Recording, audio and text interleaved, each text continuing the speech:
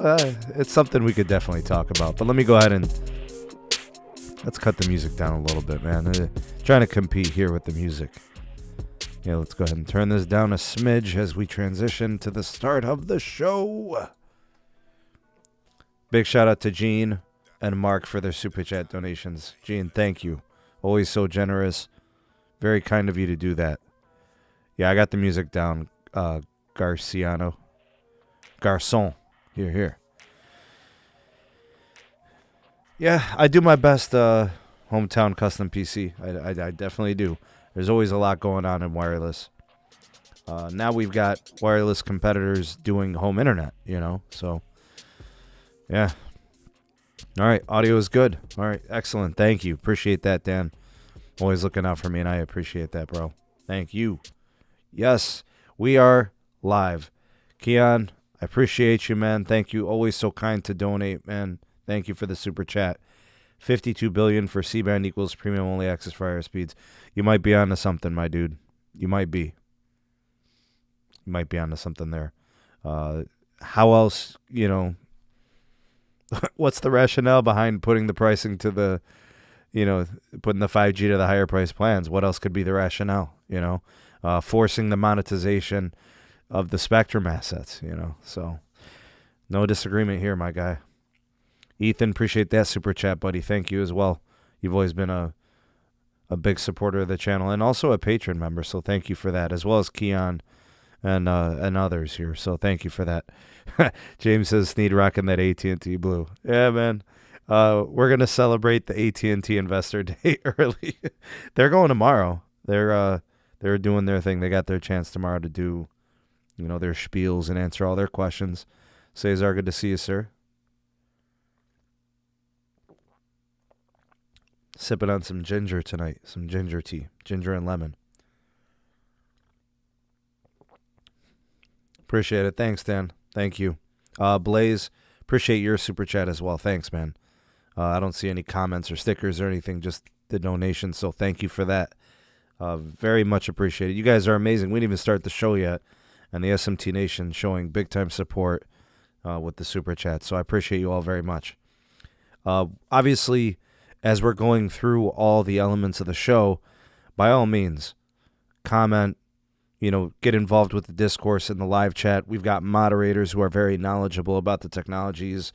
We have people all over the country in the SMT Nation that, have experience testing the networks. If you have questions about specific networks and specific markets, if there's different technologies you want to ask about, I have an incredible team of mods who have been with me for years, moderating on the channel, that have followed every bit of technology as it's become, ubiquitous and it's deployed, and even the new and upcoming tech, they can help with these questions as well.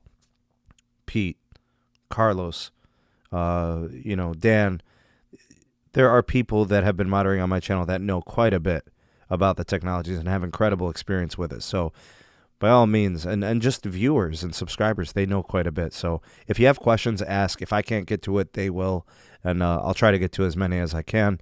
This is going to be a big time, this is going to be a big time year. This is a chance for T-Mobile to do some big things, to really get far ahead. I always said that, they had about a year to really push forward, because as soon as C-band begins for Verizon and AT&T, they're now in on the mid-band 5G sweepstakes. So I got more of that feeling today, and T-Mobile's got their pedal all the way down to the metal. Big shout out to Giovanni. Thanks for that super chat, buddy. Appreciate you. The $10 super chat. No comment, no questions, just donating and being generous. So thank you. And Cesar as well. Thank you, Cesar, for your donation. One of many. So we appreciate you guys. Actually, a lot of you guys that donate, very regularly donate. Thank you for that. That is greatly appreciated. Thank you, Cesar, the number one fan. You most definitely are one of my number one fans. I totally agree. So thank you guys. Thanks for all of that. Let's go through each of the things from the T-Mobile investor meeting. They had this event, and it's an analyst day as well as it is an investor day. So the three main takeaways of what it felt like T-Mobile was doing today was they were just doing confirmation and reaffirming a lot of what we know that T-Mobile wanted to, do with their company post-merger. Okay, so the merger with Sprint is an enormous thing for T-Mobile. I think what it did was it made them a legitimate competitor to companies like Verizon and AT&T, which, regardless of how you feel about the T-Mobile network, which could be here and there and all over the place, in my opinion, this version of T-Mobile is the best version of T-Mobile as a wireless network operator in terms of network build. Meaning, if T-Mobile didn't get the merger, none of this would be happening, right? Sprint was looking for a buyout. Sprint wanted out. What was going to happen to Sprint? They were going to be sold for parts auctioned, parts sold off. This collective suite that they got, T-Mobile, they got a huge market share, which keeps them getting tons of revenue, and it gives them the raw assets, network expansion, spectrum assets in abundance of midband, allows them to directly leapfrog Verizon and AT&T in spectrum licenses. So now it's just about building the network. They get to focus on that, and they're doing that. You're not. What people have to understand is you're getting the best version of any T-Mobile we could have ever had from the network side. This is the best version of T-Mobile ever, right? Even the Un-carrier, which was incredible for consumer pain points, this version of T-Mobile has the best network capacity, the fastest network build, and all of these things. So, big shout out to Alexis. Thanks for the goal super chat with the sliding pair. Goal! Thank you for that generous donation. I appreciate you. Thanks for all that you do, Alexis. Thank you for supporting on Patreon, and thank you for supporting me through our contacts. I consider you a virtual friend through the Patreon and through our discourse and stuff. So thank you, man. And big shout out to Gene, another super chat. Thank you. I know, this is incredible. So many super chats. Yeah, thank you guys. The synergies were a topic of conversation today. The 5G network was huge as a topic today. A lot of the media analysts had questions about the 5G network build, and we did get a lot of answers. So we were very happy about that. Something that we kept hearing from Mike Sievert, Eugene, sweaty armpits and such. He spoke a lot about the deepening of customer relationship. He said many times, this has been through the, multiple quarter reports. He says, we love our customers. Okay, so he doesn't actually love you. He loves your money. But they really do appreciate your business because they'll fight for it. That's how you know. So they don't love you as in like family love you, okay? But they love your business, and they will give you what you're paying for. So I'm not trying to cast aspersions on Eugene for that comment. I know what he means. He appreciates your business. They'll fight for your business. I've said that time and time again. No carrier is as fiercely competitive as T-Mobile is. And I think the executive team at T-Mobile is willing and able to compete fiercely for Verizon and AT&T customers alike, and keeping their own too. Really what this was a chance for T-Mobile to deliver prepared commentary that they wanted to get out to the public so they can hear and see what T-Mobile is up to currently and what they plan on doing over the next 2 or 3 years. Really, most of what we heard today was explanation about how they were going to build their 5G network as a capacity network and still try to, continue their growth as a network in areas where they lack coverage or the coverage isn't great. So they're not neglecting the coverage plan, but clearly it's going to be very difficult to expand coverage and also build the capacity that, 70 to 80% of our country lives within urban areas. So it's very difficult to do. They spoke to their 5G leadership extensively, which I have to say is true. I don't think it's really, you can't slice it any other way. I think T-Mobile's clearly put an emphasis on expanding N41 at a very rapid pace. It shows. I think a lot of people in the community that are T-Mobile customers and have access have noticed a very extensive N41 build. And also, the N71 build is still ongoing. They're upgrading sites simultaneously. You're getting the N71 600 megahertz treatment, and the sites are also getting the N41 2.5 gigahertz treatment. So they're true to their word. T-Mobile told you they were going to build out 5G at a blistering pace, and they have. And they got some mid-band, and they spoke to that a little bit. We actually learned something really important about mid-band today with respect to C-band. So they bought C-band in certain places, and it looks like now we know where they got it and why they only picked those places to get it. So the truth of the matter is, the only reason you saw T-Mobile get C-band in specific markets is because those are places where T-Mobile says they currently have the tower density to support C-band, meaning C-band is a little bit higher frequency than the 2.5 gigahertz. It's 3.7. So they're basically saying, okay, follow the physics. With higher frequency, you need a tighter network tower site grid. So you need tower sites that are closer together. So what T-Mobile is saying is, in these markets, the towers are close enough to each other. We can actually deploy C-band, and it won't be any extra trouble. We won't really have to build new sites. We'll just upgrade the current ones we have, and it'll be effective for us. So that's how they decided on their C-band. And of course, if they're putting a tower site every mile, right, then that means they have a lot of customers there. So they have a lot of tower sites in big density. So it made sense. You need the capacity. You might as well get, 20 or 40 megahertz of C-band of the 3.7. So that's the one thing. I really hope this stops. I don't know if this is ever going to stop. I really do think that I think Mike Sievert, a.k.a. Eugene Sweaty Armpits, I really do think he's going to stay like this. I don't think we're ever going to get to really know the real Mike Sievert. I don't think that day is ever going to happen. I think he's going to continue to try to be a John knockoff. And I think T-Mobile is always going to be, they're always going to feel like a little insecure. They're always going to feel like the underdog. They're never going to let go of that.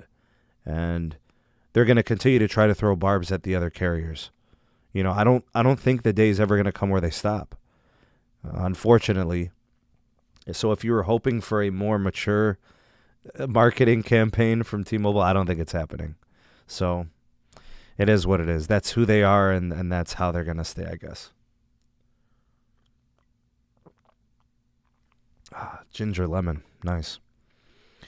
I want to speak to the synergies a little bit. This was kind of like one of the things that, the executives were speaking to, both on the network side and the business and retail side. So the merger is completed. That's been done. Right now they're working through the retail. They're developing a system that is going to allow all customers, T-Mobile and Sprint included, onto the same account system. What they call the run rate cost synergies appear to be increasing a little bit more rapidly than they thought, which means basically they're going to get a return of investment on the merger that is of higher value. So they valued it at $6 billion. They're looking at a potential $7.5 billion. Any money that T-Mobile goes above and beyond, that just adds value to the company. They're going to reinvest to make the company better. The one thing you have to say, you got to call a spade a spade. There is no company like T-Mobile that is as careful with spending as they are. They don't go beyond their means. They don't spend frivolously, out of control, without any type of checks and balances. I heard Mike Sievert and Neville Ray say once that they spend the money like it's their own, and I can respect that. They are very careful about the spending. They're thoughtful.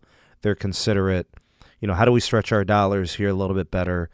Let's plan this a little bit better. Let's execute this a little better to reduce our expenditure. And I can respect that, and it's very commendable. You got to call a spade a spade. So, this is great.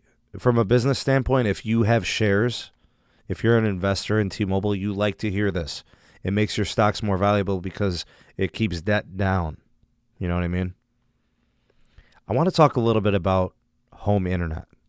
And the reason why I want to do this is because there's a couple of things that I think we need to cover about T-Mobile's home internet.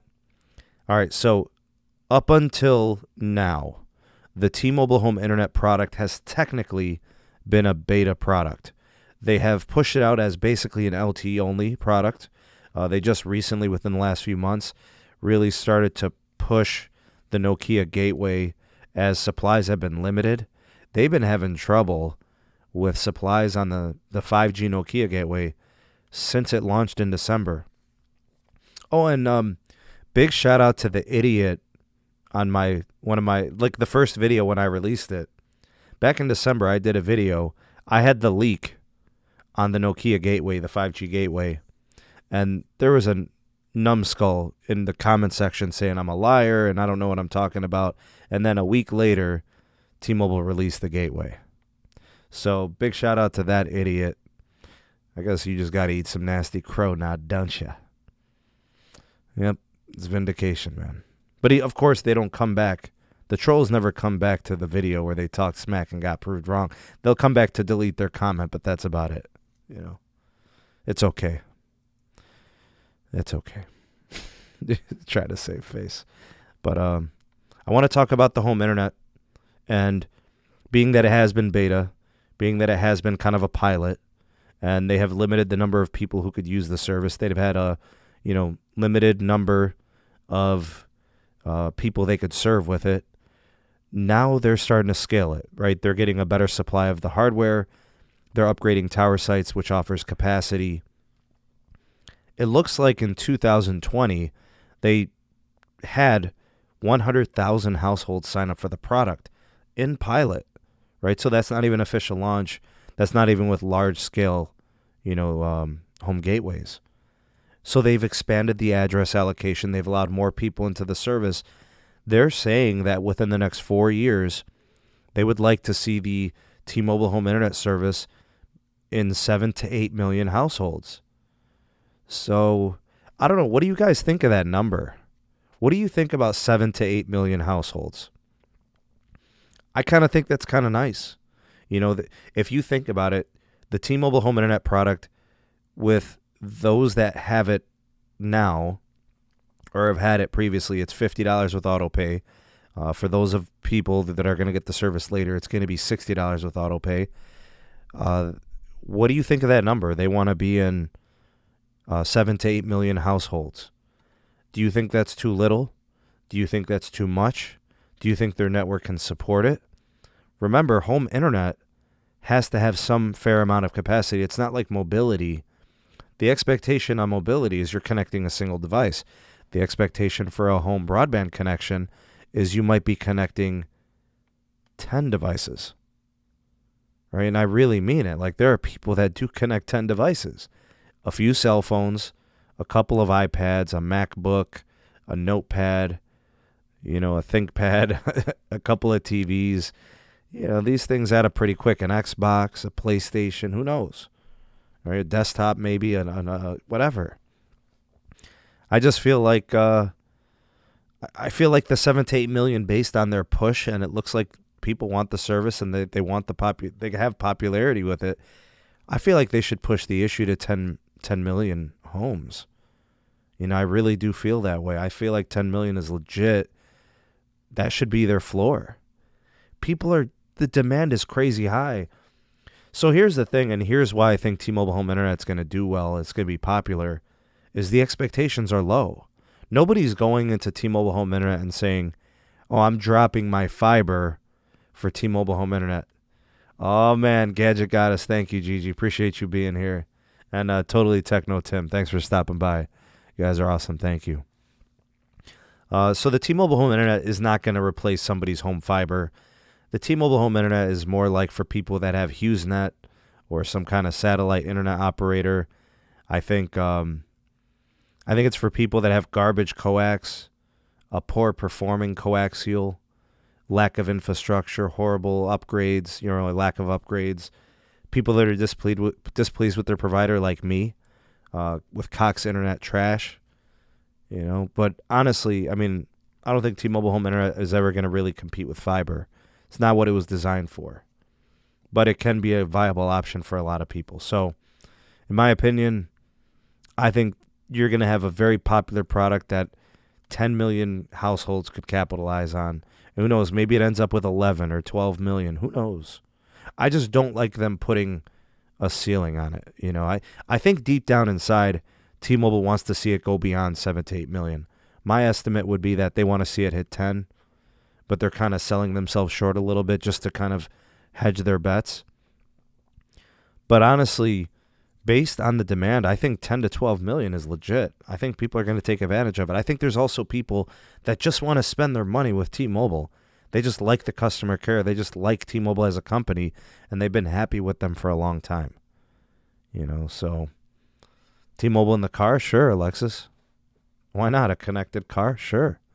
William, thank you for that super chat. He said, keep it up with the pair. Thank you, man.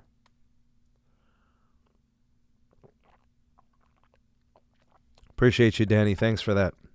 Appreciate the kind words.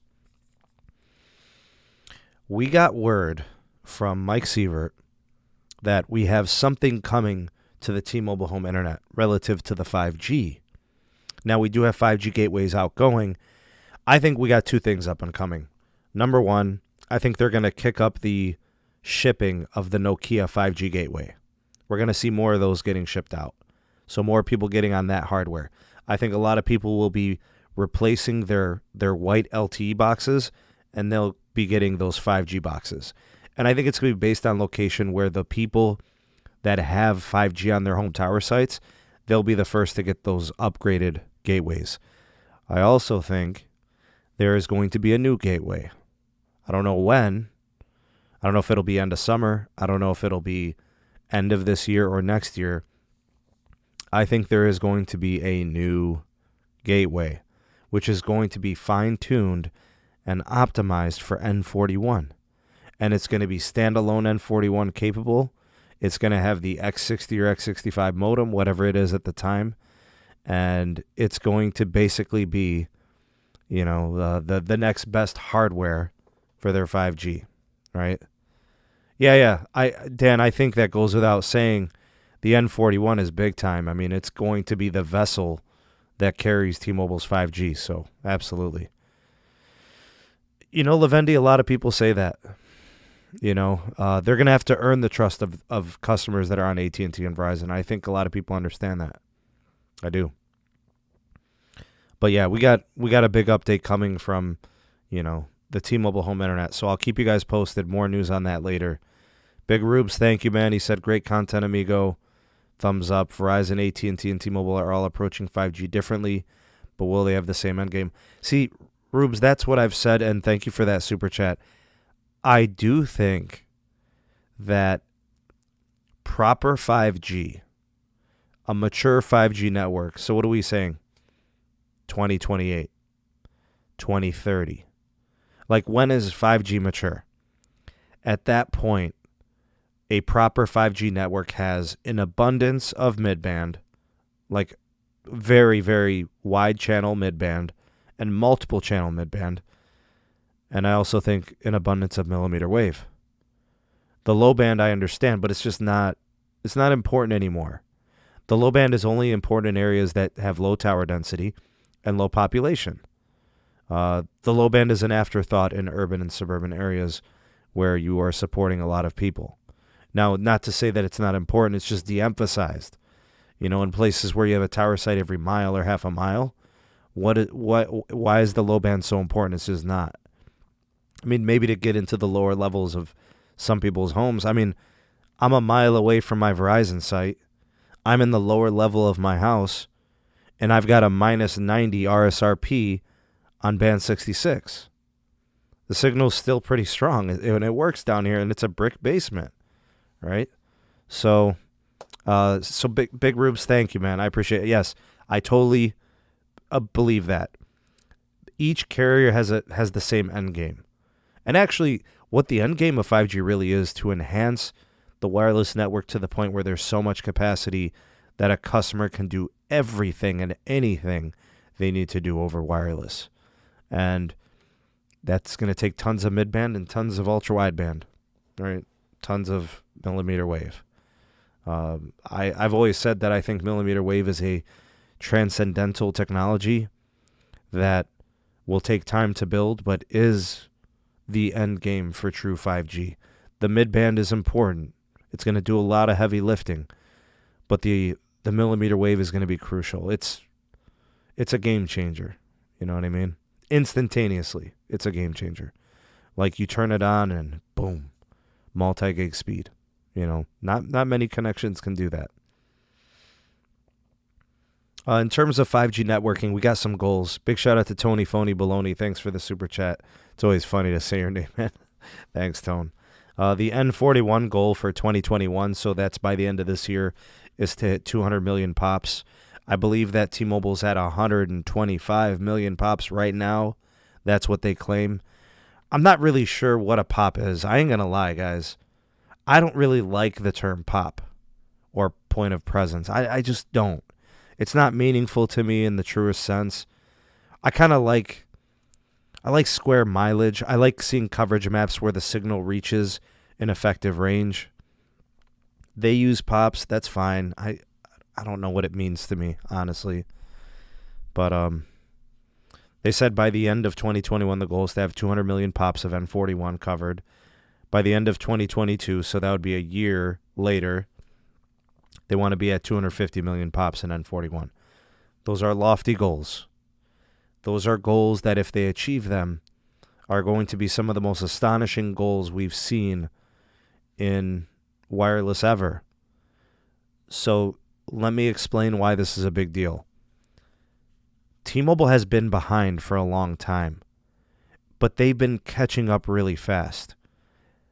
I truly believe that what they did with Band 71, while also simultaneously upgrading towers and going through a merger and starting to build out a good 5G network, I honestly think it's been impressive. I don't know if any other carrier could have did the same, but hey, like I said, T-Mobile is willing to compete, so they scrap and they scrape and they fought and they worked tirelessly to build out their network. So we got to give them credit. They are legit trying to stick to these goals, and it's really impressive. I don't know if they'll get to 250 million pops by the end of 2022. Maybe they do. We'll have to wait and see. But they did say that they want to cover 90% of Americans with N41 by 2023. So the conversation we're having in 2 or 3 years, they're saying that they want to be basically national, right? 90% of America, that's basically national. They are currently working on increasing channel depth with N41. So the average bandwidth on N41 right now is 60 megahertz. In my experience, I've tested 60 megahertz on T-Mobile. I've gotten like 450 megabits per second. They want to push more of those markets to 80 megahertz or 100. Now, when I've tested 80 megahertz, I've gotten closer to 600 megabits per second. So you could see why they want to widen the channel, so they can retune the antennas.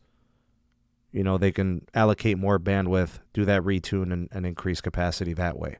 So more markets are going to be getting 60 to 80, 80 to 100, 40 to 60, you know, that sort of thing. 85,000 macro sites. I would actually like to ask you guys. I have no idea. I don't think anybody has any idea. But T-Mobile claims that they have 85,000 macro sites. Do you guys believe that number? Do you believe that T-Mobile has 85,000 macro sites? Those are the tall towers that are on like monopoles and rooftop sites and stuff like that. Do you guys think that's the case? Do you think T-Mobile has that? You think that's the number? You know, I'm just curious to know, because I think maybe with Sprint, maybe they do have 85,000 sites. But as a standalone T-Mobile, I don't think they did. Right? So maybe with Sprint.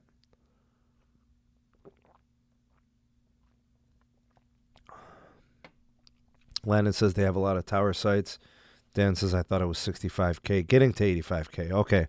So maybe that's where the discrepancy is. Maybe it's the terminology. We don't really know. But they did say that they wanted to do 50,000 small cells I'm a little surprised by that. I didn't think they wanted to do small cells at all. Oh, okay, it's getting to 85K. Okay, all right. Yeah, because I didn't think they had 85K. I thought they were probably closer to like 65K or something like that. I don't know. But yeah, they did say 50,000 small cells. I'm a little surprised by that. That's kind of a U-turn on small cells. Which, by the way, I don't know where my sign is. Oh, it's over here. I got my, hey, Neville, can we have small cells, please? I got my sign back here. I'll pull it out one of these days again. But, yeah, I would love to see them. Yeah, I would love to see them have a program where they're deploying small cells in situations where they need it.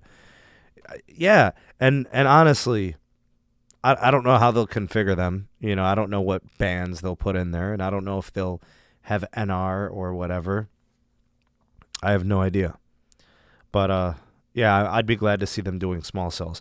And they did speak to LTE and 5G on all these tower sites and small cells. So I was happy with that. Neville gave us a little bit of insight. 5G carrier aggregation. He spoke to N71 and N41 combos.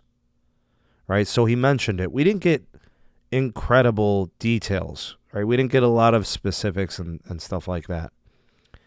But he did say that they were going to be combining the N71 and N41 for the sake of improving the coverage of the N41, which is good.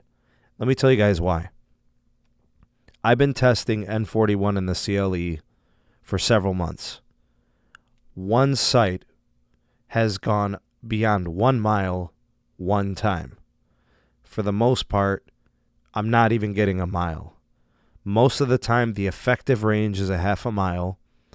I still connect at 0.75 miles, right, like 3/4 mile. But at that point, I start to lose connection. Most of the capacity is gone. So if I test the site and I get 500 megs, by the time I get to 3/4 mile, I might be at 150 megs. And it's on edge cell. And we're talking about 80 megahertz in bandwidth. So in my opinion, I think that update was really important because I think Neville is ready to do it. I think the technology is there. I think the hardware is there. I think the vendors need to get the show on the road. And then we get the OEMs to send out the updates to be able to aggregate, combine N41 and N71. Because here's what's going to happen. The N71 is 600 megahertz. The N41 is 2.5 gigahertz. That's going to boost the range of the N41. And then also, from what I understand, the uplink is going to be tremendously better on that carrier aggregation because it's going to utilize the N71. For those of you that have never connected to band 41, if the RSRP is weak, the uplink is nothing. For example, at my house, the RSRP of band 41 is like minus 92. My uplink sucks. It's like 4 megabits. If my RSRP is like, if it's like minus 80, my uplink might double or triple, right? So that's how important the strength in signal is. So that's an important innovation. That's going to be an important evolutionary step of N41 is getting that carrier aggregation to help the signal and help with the uplink. I think it's going to be really good. And then phones will have it with the next generation of chipsets. I know that the X60 modem currently does it. It needs an update. No mention of millimeter wave. I seriously don't. I don't remember it. Somebody said that they heard, millimeter wave. I don't remember millimeter wave. I do remember one mention of layer cake from Neville, but I don't remember millimeter wave. I guess I missed it. Somebody said they mentioned it once. So a lot of you have been asking about T-Mobile millimeter wave. The answer is no. We don't. Please do not expect T-Mobile to do anything in millimeter wave. It's just not their focus. Their focus is 100% N41. Yeah, I just don't know. I have no clue what people's expectations are. It's just not going to happen. It's going to be so sparingly used. It's going to be like last case scenario. So, yeah, it is what it is. Just not going to be there. The N71 has reached 300 million pops as of the end of 2020. They say they want to have 97% of Americans covered by N71 by the end of 2022, excuse me. Big shout out to the T-Mobile engineering team. Network migrations between T-Mobile and Sprint will be done by mid-year 2022. We've got the CDMA shutdown on deck. That'll be happening towards the beginning of that year. T-Mobile downplayed C-band. This probably deserves its own show. Look, guys, I've been in contact with... Hey, Kimberly, good to see you. I have been speaking to and asking for input and experience, and I've been in contact with many engineers, probably about 3 or 4 that I really do legitimately trust. And when I speak and ask about C-band, people are clamoring for C-band. I don't understand why people are down on C-band. If you're excited about N41, you should be just as excited about N77. N77 is C-band, 3.7 gigahertz, 2.5 gigahertz on the N41. Physics is what Mike Sievert said. Yes and no. And what I mean by yes and no is yes, physics are physics. Lower frequencies have better propagation qualities and characteristics. Okay. But there are troubles associated with the N41 relative to the interference problems. So, yeah, physics is physics. There are going to be issues with N41 that the engineering team at T-Mobile is going to have to work around. It's not perfect. My point is that the celebratory N41 is better than N77. It's a little bit overstated. The N41 is an incredible connection with very wide channels. It's the best midband we got right now. Is it going to be the best midband that we have at the end of the day? We don't know. Keon's asking, doesn't C-band experience the same drop-off? I'm not really sure what you mean by drop-off. Do you mean like range, distance, effective range? I mean, technically, the N41, the 2.5 gigahertz, has better range than C-band.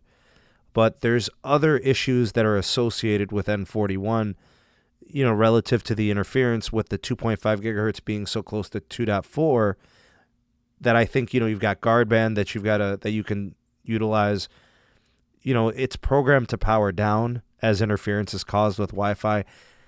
I'm not trying to overstate the issue with the interference. I'm just saying it is something that has to be considered as they build it out. So it's not perfect. It's going to have to be worked around. Because as of right now, I'm telling you guys, I'm getting an effective range of 0.75 miles. Half mile, it's great. 0.75 miles, it starts to fade. C-band, probably the same. I mean, what are we expecting from C-band? I don't know. Engineers are telling me that it's going to have up to 2-mile range, which puts it right on par typically with what N41 is supposed to do. So, if that's the case, I think we have 2 really solid connections. And I do think that based on the bandwidth, the channels, right, so how much spectrum depth is on N41 and C-band, I think they're going to perform similarly. I think they're both going to be similar with respect to the speed, okay, because Verizon's going to have anywhere between 160 to 200 megahertz on N77. AT&T is going to have like 80 to 100. So they'll be both really fast on N77. The N41 piece with T-Mobile, they're probably going to have 160 to 200 megahertz channels too, because they're probably going to go in on this next EBS auction where there's going to be more 2.5 gigahertz on auction. They're probably going to want to take all that, and they should, and I hope they do. We really want to see this stuff contiguous. Nobody wants to mess with segmented, fragmented, discontiguous spectrum licenses. It's just a pain. Nobody wants to deal with that nonsense. So hopefully they get all of that and they get to have super wide channels. They also spoke to the tower densities of, Verizon. This is another thing I'll never understand. T-Mobile talks more about Verizon than themselves sometimes. Verizon has their tower density ready to deploy C-band right off the bat. That's what Verizon says. In many markets, I think this is true. In my market, Verizon has a tower site every mile. If you put C-band on every mile, it's a 100% difference maker. The network won't even be recognizable. T-Mobile doesn't have that same tower density here. T-Mobile's tower density here is not as tight. If I had to estimate, maybe it's a tower site every 1.5 miles or 1.75 miles or something like that. All right, so there's definitely a difference here. From what I understand in New York City, T-Mobile's tower density is unparalleled. So it makes sense that they're ready to deploy C-band there, and Verizon is too. I'm very excited about C-band. I'm as excited about C-band N77 as I am about N41, the 2.5 EBS. T-Mobile brought up the point that C-band requires a lot more densification. Here's the thing, guys. I know there's a lot of T-Mobile supporters out there, and I know a lot of T-Mobile supporters don't like Verizon. But the truth is the Verizon network is very good, and there's a reason why people stay there. T-Mobile does this thing, the executives, where they try to attack Verizon networking. Verizon does good networking. I have all 3 carriers. I test them all. The best call quality is on Verizon. The best tower handoffs are on Verizon. The best uplink is on Verizon. That's how it is in my home network. Nationally, it's very good. Verizon's networking is excellent. It's really, really good. I understand that they're not the fastest when you speed test it on Ookla, but that's not the only measure of quality. It's a measure of capacity.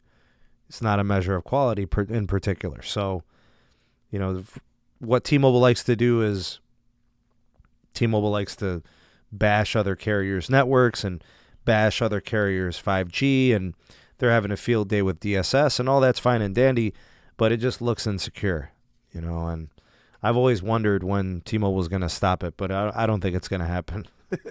I think they'll continue with the John Legere way of trying to bash the other carriers and doing so to try to make themselves look better. One interesting statistic that I thought was pretty funny. This was weird. I did not expect, came out of nowhere kind of. T-Mobile CapEx, their capital investment, right, their capital expenditure, is going to be decreasing over the next 3 years. What? T-Mobile told us in 2020 that they were going to be spending $60 billion on the network over the next 5 years. That's $12 billion per year if you schedule it the same over those 5 years. T-Mobile said that they're going to be decreasing their CapEx down to $9 to $10 billion by 2023. So 2021, they're at $12 billion. Maybe 2022, we'll say another $12 billion. At 2023, they want to be between $9 and $10 billion. I wonder why. The only thing I could think of was T-Mobile probably says, well, we feel pretty good about where we are. We feel pretty good about our situation, and maybe we don't feel like we have to be spending all this money. Or maybe they're holding back to see where the other carriers are and saving money for a rainy day. I don't know. But it looks like the CapEx is going to be decreasing. Meanwhile, T-Mobile, if they're going to be decreasing CapEx in 2023, Verizon appears to be staying in the $18.5 billion every year in the foreseeable future. So Verizon's going to do $18.5 billion every year for the next 3 years, and then $3.3 billion dedicated to C-band every year for the next 3 years. So basically Verizon's going to be at $21.5 billion annual for the next 3 years. I don't know. I'm a little concerned. Why would, outside of T-Mobile thinking they'll be mostly done with their network, why else would they scale back the spending? I don't know. Maybe they'll have their backhaul situation fixed up by then. Maybe they'll have some networking stuff, smoothed out and ironed out by then. Maybe they'll have their small cells mostly done by then. I have no idea. But again, it's good to see them getting back in small cells. We still have no substantial millimeter wave talk. We don't know what the small cell arrangement's going to look like, so we'll have to follow that. They did comment on Rural America expansion. I'll believe it when I see it. It's hard to do the two things at the same time. You either do coverage or you do capacity. It's really hard to do coverage and capacity. Ask Verizon. They were never able to do coverage and capacity until they started spending $18 billion. Right? Same thing with AT&T. They were never able to do coverage and capacity until they started spending $22 billion. So it's a function of spending. The only way you'll ever be able to do coverage and capacity at the same time is just totally boost your capacity through capital investment. And you got to think about the return of investment. One of the numbers that they gave us was T-Mobile's cost per gig of deployment. They were saying that was going to be half the cost of Verizon and AT&T. If they say so, I think some of that is overblown. This is one of those things that I don't understand either. Why are they crunching Verizon and AT&T's numbers? Just things I never understand. Like, if they really did, maybe they didn't. Maybe they didn't actually crunch Verizon and AT&T's numbers. Maybe they didn't. Maybe Mike Seaver just came out and said that to make a joke and clown him. But if they actually did crunch their numbers, I mean, like, why? I've never, so I've been in business. For those of you that don't know, I actually owned a business with my brothers when I was in college. And we had all types of competition. And we found success when we only worried about ourselves, when we were only concerned about doing the best we could and performing best, by our standards. I mean, it's important to look at your competition, but it's just, it'll consume you in an unhealthy way. And I think that's why we sometimes see the insecure nature of, T-Mobile's executive team. It always feels like they're the little brother just, tugging at their big brother's pant leg. Like, I want to play. I don't know. It's an interesting dynamic. Dante, thanks for that super chat, brother. Cheers, man. Thank you, man. I appreciate you.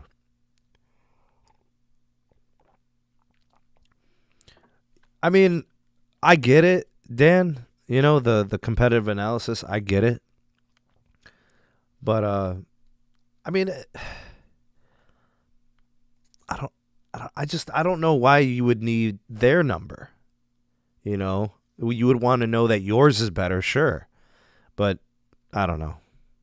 Maybe I'm just looking too far into it. But they did mention Verizon a lot.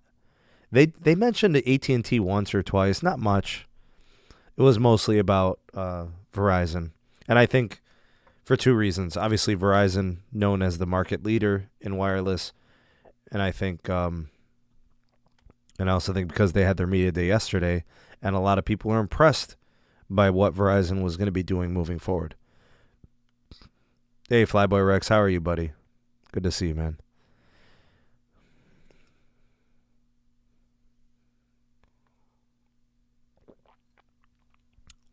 All right, my good people. I didn't really want to stay on too long. I didn't want to keep you guys and, beat the dead horse, as they say. But I hope I got to some interesting points. Hopefully you were able to kind of, see all that T-Mobile wants to do moving forward. I think what we got is a good idea of what T-Mobile wants to do with their network. I think you can clearly see that they want to accelerate and pace 5G moving forward. It's about doing it fast, and it's about doing it to scale. And they've done that so far, and I think they're going to continue to do that moving forward. T-Mobile Home Internet is a big thing for them. Mobility, they want to win. It looks like the pricing, depending on the product, they seem pretty competitive still. They're trying to hold down the value crown and still offer you a good network. So we'll see what 2021 has in store. We shall see. Anyways, I want to do some special shout-outs. For starters, I definitely have to give some shout-outs to those that offered super chats. 100% appreciated. Everybody from Dante. I don't even know if I can go all the way back. That would be really nice if I could. Nope. It capped me off. Man, come on. Where's all the super chat notes? Man, I wish it did notes, man. That would be awesome. Anyways, I know Alexis, Dan, and I don't know what just happened. I literally thought I had all the super chats up there. But anyways, I will be doing an after party on Periscope. You guys can check us out on the Twitter Live. So we'll be doing that. So do check us out there. There's the Twitter handle down in the description box. If you're new, if this is your first time here, most definitely click that subscribe button. Become a member of the SMT Nation. It's as simple as just hitting subscribe and then turning on notifications so you never miss an upload from the SMT. And if you like what the YouTube channel does and you want more access like this, then go ahead and become a patron. We've got, lower tier donations, something small, and then you could be a member of the Sneed Army. All right, so there's all types of different tiers of support. Check us out, link in the description box below. And I want to thank you all for being a part of the show. Thanks for coming by. Thanks for hanging out. Appreciate all the discourse in the live chat. Appreciate all the commentary, all the super chats, all the likes and shares. If you haven't, go ahead and like this and share it to your social media platforms. Thank you for that. I hope you enjoyed your time. Hope you learned something, and thank you for being a part of the show. Hashtag Mod Squad to all my blue wrenches out there. Appreciate you guys. Hashtag 2Live Crew if you watch this in the live. Hashtag Replay Crew if you watch this on DVR. And a special hashtag Ravioli Gang if you're watching this while you're eating dinner. Yeah. Thank you all again for watching. You guys are amazing. Thanks for the continued support. You guys are the best. We hope to see you soon on the next podcast and the next video. And tomorrow's AT&T Analyst Day. We'll see you guys for that breakdown and that analysis. Take it easy and peace.